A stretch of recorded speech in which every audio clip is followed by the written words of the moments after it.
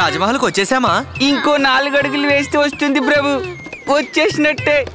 అబ్బా కొంచెం ఊపిరి తీసుకొనివ్వండి ప్రభు. తిన్నగా మిమ్మల్ని రాజమహల్లో పడేసి అదే వదిలేసి శ్మశానానికి వెళ్ళిపోతా. శ్మశానమా? అక్కడికి వెళ్ళే పరిస్థితిలోనే ఉన్నాం కదా ప్రభు. అరే చూసావా మా ప్రతిభ, చూసావా మా ఖ్యాతి, మాకు ఎంతమంది భక్తులు.